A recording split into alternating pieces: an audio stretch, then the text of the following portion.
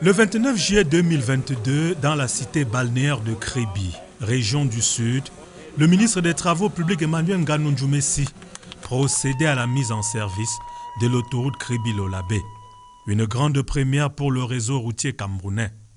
Nous vous proposons, dans cette production, d'aller à la découverte de cette infrastructure emblématique du programme de développement autoroutier mis en œuvre par le président de la République Paul Biya et du rituel de sa mise en service.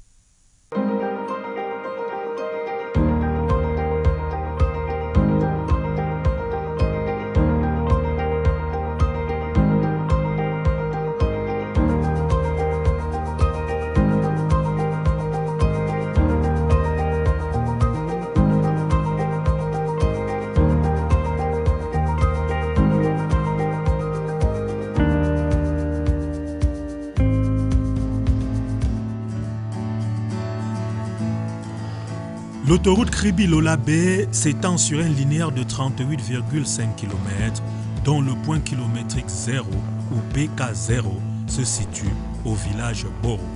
Sur les 2 premiers kilomètres, le profil transversal de la plateforme de la chaussée a 26 mètres et comprend une chaussée de 2 x 3 voies de 3,75 mètres de largeur chacune. 2 bandes d'arrêt d'urgence de 3 mètres chacune de part et d'autre de la chaussée. Un terre-plein central de 2 mètres de large qui sépare les 2 sens avec des glissières de sécurité métalliques. Le premier des 3 échangeurs dont est riche l'infrastructure se situe au PK3+610. Cet échangeur relie le port à l'autoroute par le biais d'une route de liaison qui commence au rond-point à l'entrée sud du port. Cette route a une largeur de 19 mètres qui intègre 2 x 2 voies, un terre-plein central avec séparateur en béton et des accotements sur chaque côté. Cette route de liaison ramène aussi le trafic de la nationale numéro 7 entre Kribi et Campo vers l'échangeur du port qui a la forme d'un losange. Entre le PK2+600 et le PK38+500, le profil en travers de la plateforme de la chaussée passe de 26 à 35,5 mètres de large. Elle comprend aussi 2 x 2 voies de chaussée aménagées avec un terre-plein central d'une largeur totale de 9 mètres et les 3e voies réservées. L'infrastructure comprend, de part et d'autre de la chaussée, une bande d'arrêt d'urgence de 3 mètres de large chacune, ainsi que 2 BEM de 0,75 mètres chacune qui bordent le terre-plein central. Une passerelle pour la traversée piétonne est construite au PK22+300.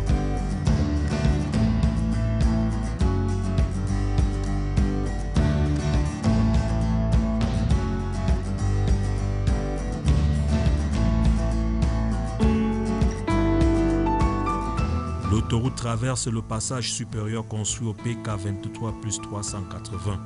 Elle croise alors la rivière Lobé 300 mètres plus loin, rivière sur laquelle a été construit un pont de 140 mètres de long.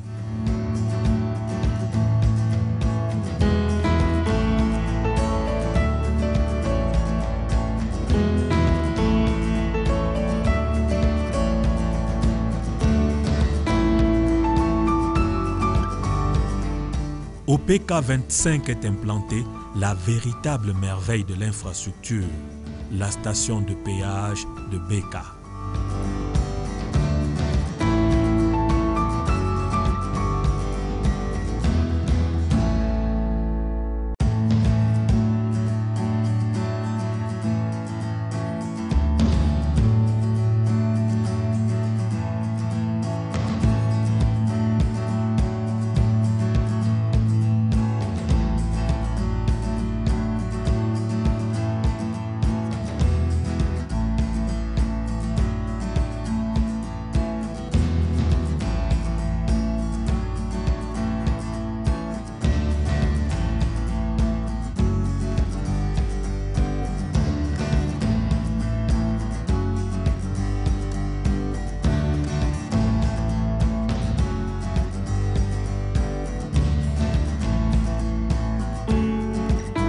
Il s'agit d'un poste de péage ultra moderne qui peut recevoir un flux de véhicules, 6 véhicules par sens.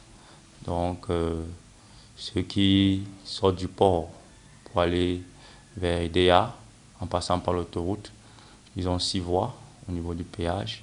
Et ceux qui sortent également d'EDA et qui veulent aller au port, également 6 voies.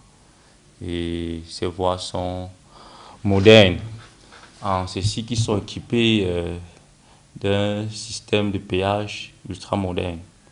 Oui, ce sont des péages automatiques, semi-automatiques et manuels. L'idée, c'est d'aller vers une dématérialisation des paiements, dématérialisation totale. Mais puisque dans les habitudes des usagers, ceci n'est pas encore totalement intégré, donc il y a également un système de péage manuel.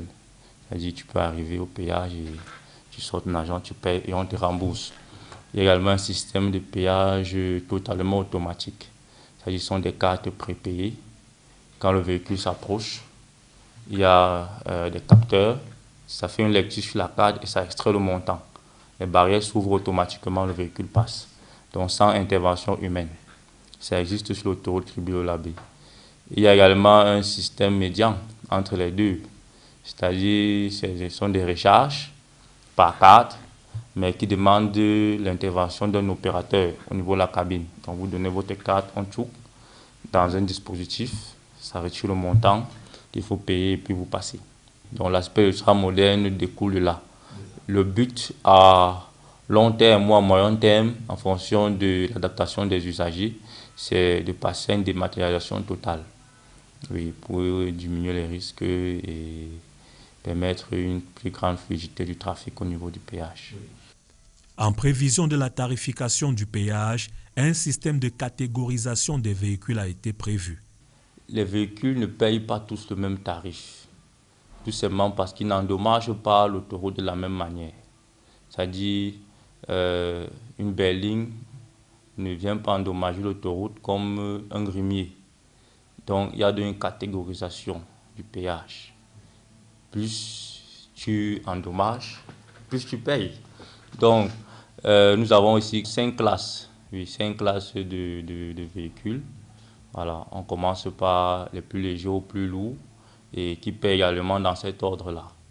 Quand le véhicule s'approche du poste de péage, il y a des capteurs au niveau de chaque voie par sens qui permettent de détecter exactement le gabarit du véhicule, son volume, son poids. Et déjà dans le système informatique, ça permet de le catégoriser dans sa classe, parmi les 5 classes.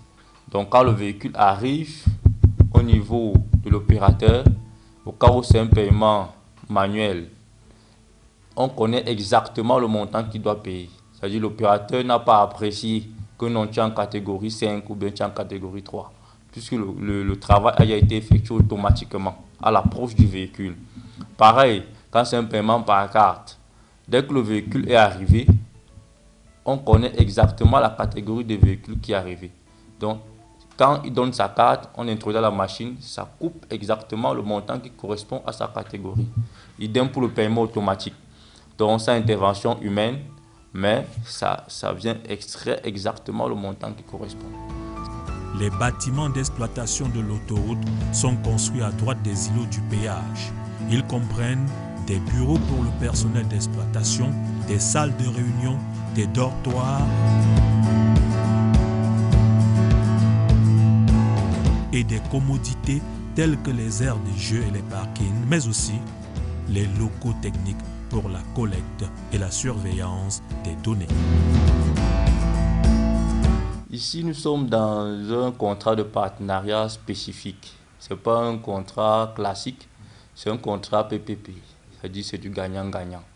L'État doit gagner et l'opérateur économique aussi doit gagner.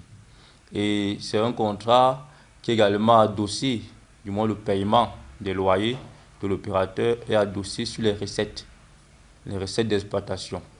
Et parmi ces recettes d'exploitation, nous avons les recettes du péage. Donc l'État doit pouvoir contrôler exactement pas venir effectuer l'opération à la place de la société de projet, mais contrôler ce que la société de projet fait. C'est la raison pour laquelle il y a des machines, il y a des disques durs. Actuellement, même au MINFI, il y a un poste qui permet la lecture en temps réel de ce qui se passe sur l'aire de péage de Mbeka. Ça veut dire que quand tu payes au MINFI, ils peuvent lire exactement qu'il y a un usager qui est passé, qui a payé. Ils ne modifient pas, puisque c'est un contrat, il y a un partage des risques. Mais au moins, l'État a le droit de regard pour contrôler, pour voir.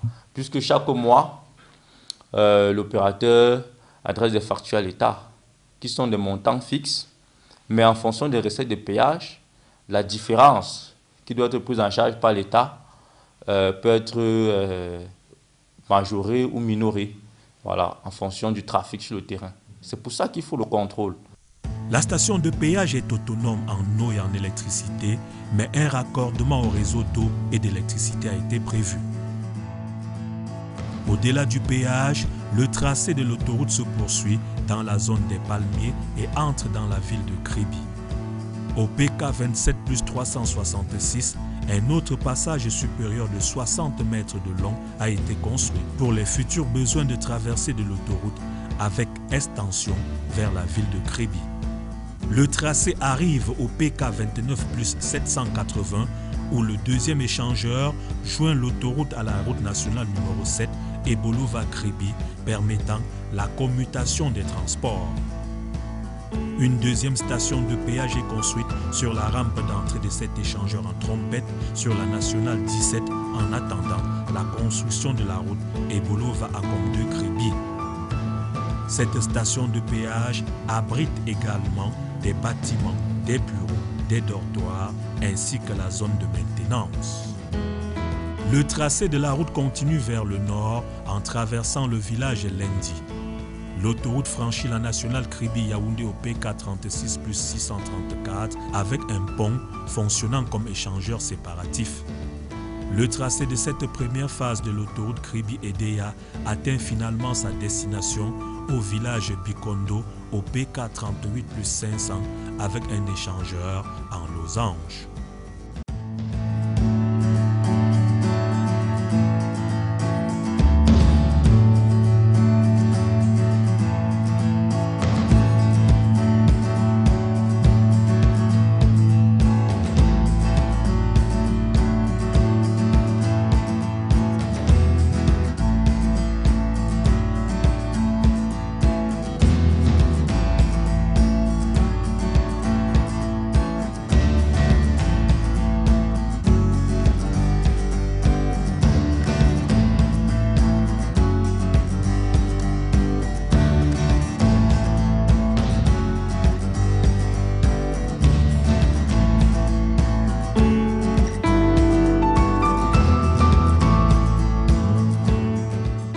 À travers les deux rampes A et B, l'échangeur du PK 38 plus 500 permet la commutation du trafic entre l'autoroute et la route de liaison de Kribi. Le tracé croise finalement la nationale numéro 7 avec un grand rond-point qui a un îlot central de 56 mètres de diamètre extérieur de la plateforme de 86,5 mètres.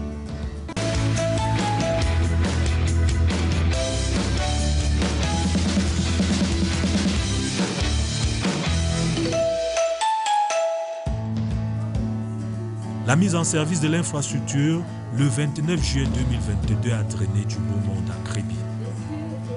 Dans son mot de bienvenue, le maire de la commune urbaine de Kribi, Guy Emmanuel Sabikanda, a exprimé la fierté des populations de savoir que l'histoire retiendra que leur cité fut la première à abriter non seulement le tout premier tronçon autoroutier du pays, mais aussi la toute première station de péage ultramoderne du Cameroun.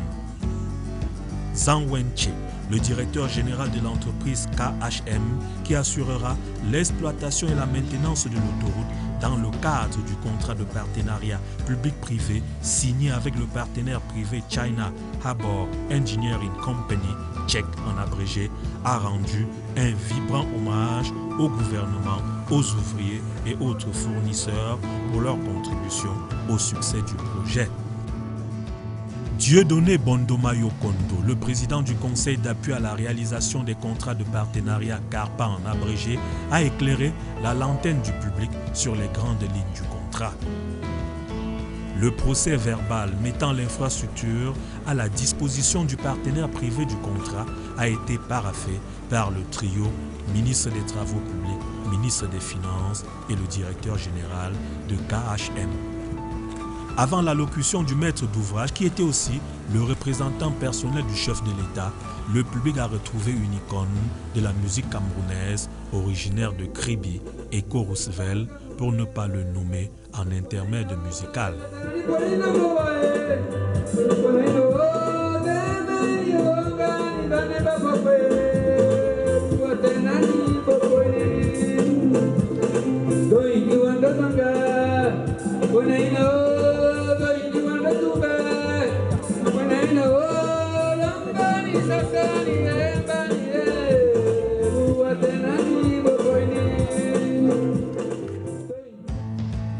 Le représentant du chef de l'État a salué l'avènement d'un projet qui concrétise la volonté de Paul Biya de mener le Cameroun, terre d'opportunités, vers l'émergence. Il a félicité tous les acteurs qui ont contribué à différents niveaux à la réussite du projet avant de lever un coin du voile sur la deuxième phase du projet qui donnera corps à l'autoroute Kribi-Edea. Le projet d'autoroute Kribi-Lola-Bé s'exécute donc en deux phases. La première est achevée. La seconde phase, qui est Edea-Kribi, connaît déjà un processus de préqualification des entreprises. Il convient néanmoins de souligner que dans le cadre de ce projet, 18 points d'eau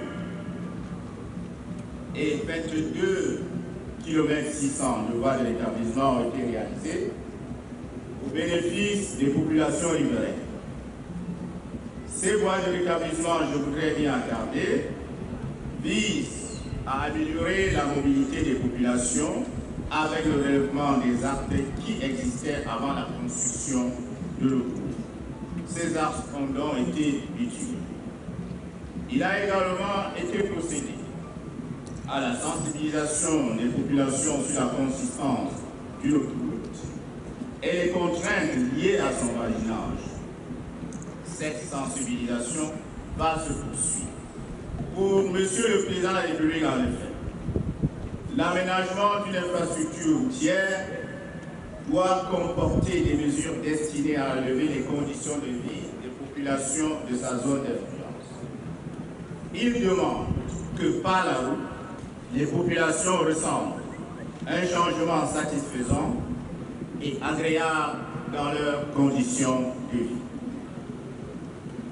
quotidiennes, parce que la route aura été un levier dans le relèvement de leur bien-être, dans leurs conditions sociales, dans leurs conditions économiques. Le clou de la cérémonie pouvait donc être acté à un pas du poste de péage. Au nom de Monsieur le Président de la République, Son Excellence Monsieur Paul Biya, l'autoroute Kribi-Lola-Bé est mise en service par ce geste.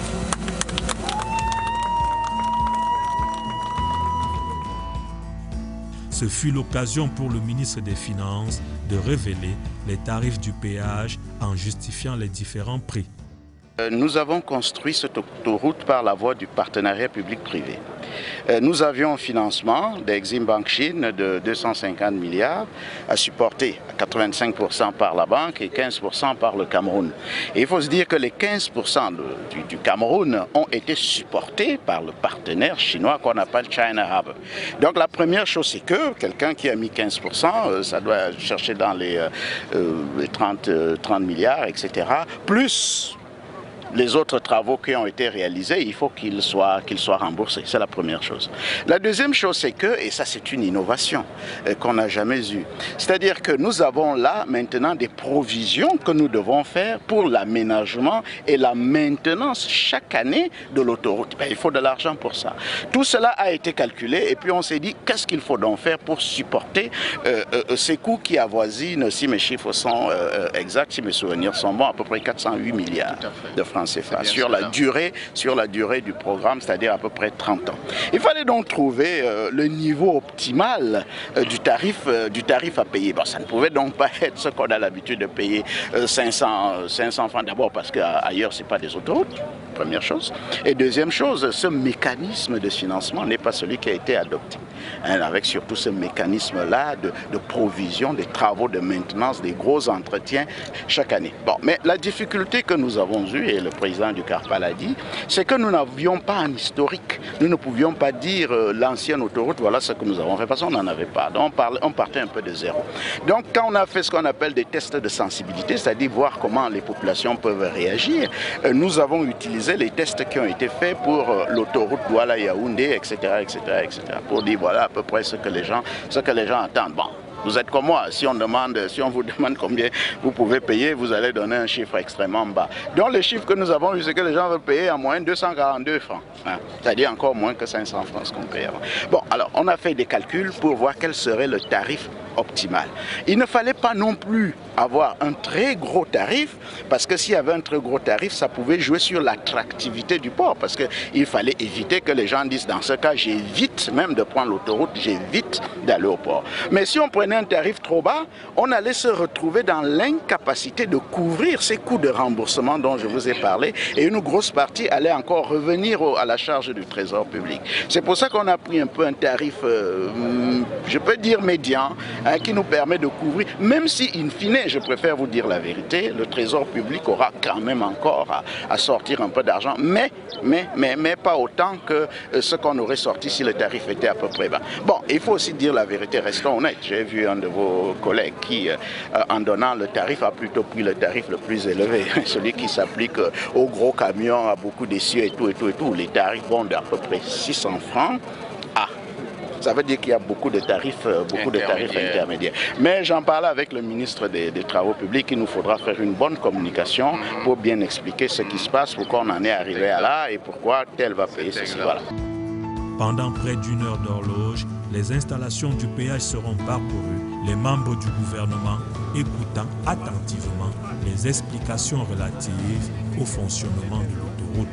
Ils n'hésiteront pas à être officiellement les premiers usagers à franchir le tout premier poste de péage ultramoderne du premier tronçon autoroutier du Cameroun. Dans son message de fin d'année à la nation, l'autoroute Kribi-Lolabé sera évoquée par le chef de l'État dans la section du message consacrée au secteur des travaux publics. J'observe avec satisfaction qu'en dépit du contexte économique particulièrement difficile qui aura marqué l'année 2022, aucun secteur d'activité n'a été délaissé. Sans être exhaustif, arrêtons-nous un instant sur quelques-uns à la suite de ce que je viens d'évoquer.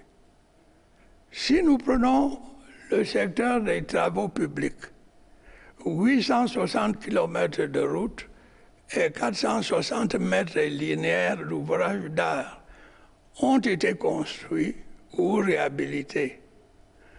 Je mentionnerai entre autres la mise en service du pont sur la Cross River entre le Cameroun et le Nigeria, ainsi que l'achèvement du bitumage du tronçon routier entre Samelima et Brazzaville, favorisant ainsi l'ouverture de notre pays vers les marchés des États voisins.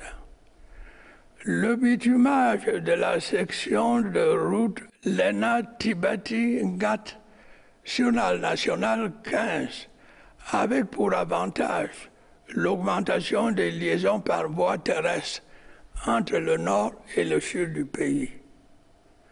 La construction de l'autoroute Kribi-Lolabé et de la route Ganzambi-Kribi qui donne une impulsion à la compétitivité du port autonome de Kribi. En fin d'année 2022, les statistiques relatives au volume du trafic sur l'autoroute étaient encourageantes. De la mise en service le 29 juillet 2022 au mois de novembre, 56 670 véhicules l'avaient franchi avec une moyenne de 453 véhicules par jour.